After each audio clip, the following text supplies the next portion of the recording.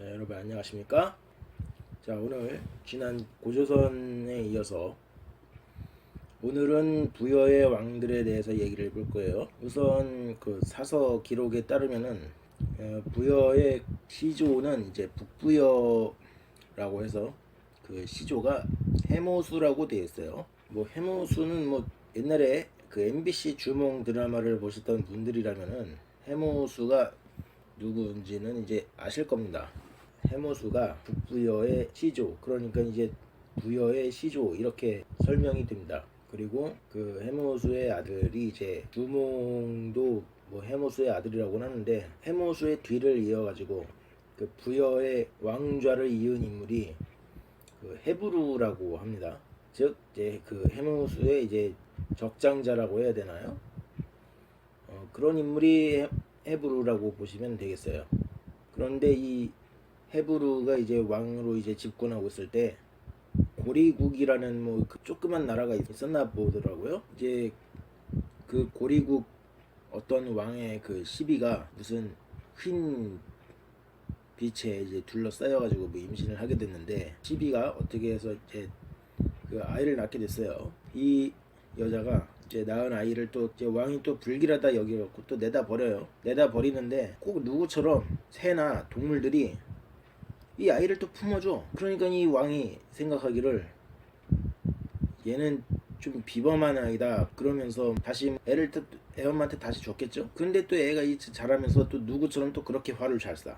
그러니까 이제 나중에 이 왕이 이 아이를 점점 두려워하는 거야. 그러다 보니까 이 아이가 이름이 동명 혹은 고두마칸이라고 하는데, 이 동명이 여기 있다가는 자기가 진짜 죽을 것 같은 그런 거를 이제 느꼈나 봐요.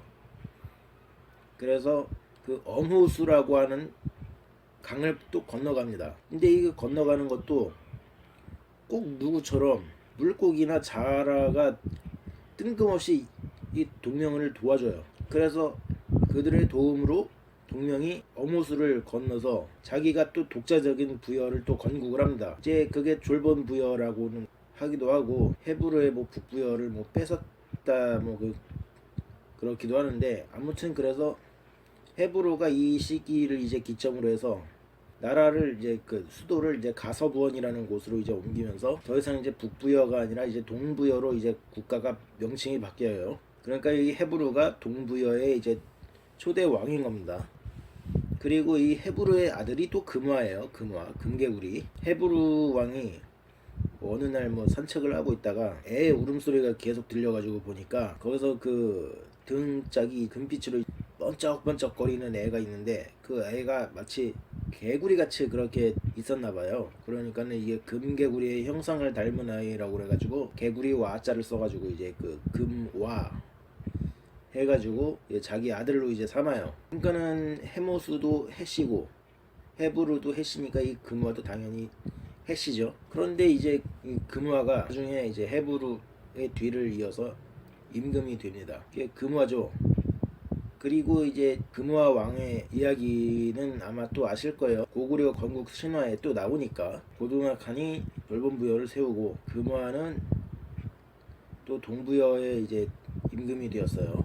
그런데 그럼 여기서 이 해모수는 도대체 어떤 인간이길래, 그 사실 이게 금화가 이제 장성할 정도 되면은 해모수도 나이를 꽤 먹었을 거란 말이죠. 그런데 이 해모수가 강의 신 하백이라는 강의 신이 있는가 봐요. 뭐 아니면은 뭐 그 강 쪽을 다스리는 족장이었던지, 아무튼 그 딸로 이제 유화가 있었는데, 이 해모수가 이 유화하고 이제 눈이 맞아가지고 서로 뭐 결혼을 한 해 만에 그러다가 유화를 버리고, 유화가 임신을 하니까 유화를 버리고 그냥 날라버립니다, 해모수가. 그러니까 이제 유아가 이제 임신을 했으니까 이 하백도 이게 아직 결혼도 안 한 애가 임신을 하니까는 당시 문화가 좀 보수적이잖아요. 그러다 보니까 이 하백이 유아를 내쫓습니다. 근데 그거를 지나가던 금화왕이 그거를 본 거예요. 그래서 유화를 자기네 궁으로 데려갑니다. 그리고 또 유화가 또 거기서 또 알을 낳아요. 그 알을 낳는데, 이제 알을 금화가 또 불길하다 여겨서 들판에다 갖다 버리니까 이걸 또 짐승들이 키워. 아까 누구처럼 동명처럼. 그러다가 그 알을 깨고 나온 사람이 바로 주몽이죠. 뭐 다 아시다시피 주몽은 이후에 이제 금화의 아들 대소 등의 핍박에 이제 못 이겨서 우발수를 건너서 도망을 쳐서 고구려를 세우죠. 그 이후에 금화가 이제 죽고 나서 대소가 이제 또 왕위에 오릅니다. 그리고 이 대소가 왕에 잘 있다가 90세의 나이에 주몽의 손자 대무신 왕의 침략을 받고 전사를 해요. 그런데 정작 전투는 당시 동부의 승리였다는 거. 자, 그러면은 다음 이 시간에는 고구려에 대한 이야기를 하겠습니다. 안녕히 계세요, 여러분.